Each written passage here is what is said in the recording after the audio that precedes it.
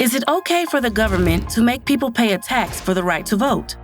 You don't have to pay a tax to have freedom of speech or freedom of religion, so why should you pay a tax to vote? Taxes on the right to vote are no longer allowed, thanks to the 24th Amendment ratified in 1964.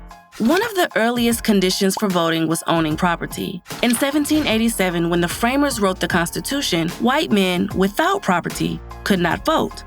Many of the framers, like John Adams, thought a man who did not own property was too dependent on the wishes of other people, like his landlord. Benjamin Franklin, one of the framers who was very smart and very funny, made a joke about that idea.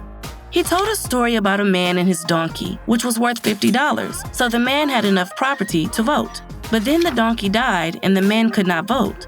So who really had the right to vote, Franklin asked? The man or the donkey? Eventually, the states allowed white men without property to vote. And after the Civil War ended in 1865 and the 15th Amendment was ratified in 1870, Black men had the right to vote. But Southern states used a poll tax, or tax on voting, to keep African American men from voting. Many of them were formerly enslaved people who barely had enough to eat, much less money to pay a tax to vote. At first, poor white men could still vote, because many states included a grandfather clause, an exception in the law that said if your father or grandfather could vote before 1870, you could vote too. Of course, for most Black men, their grandfathers were enslaved then and couldn't vote. The Supreme Court later struck down the grandfather clause, but the poll tax itself still stood. Then, the poll tax affected both poor whites and poor Blacks alike.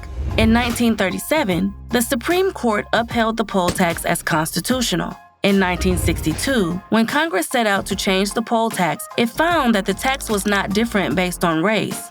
However, the poll tax did put an extra burden on poor people just to exercise their right to vote. Congress passed the 24th Amendment in 1962, which was approved by the states in 1964. Yet the 24th Amendment only applied to federal elections.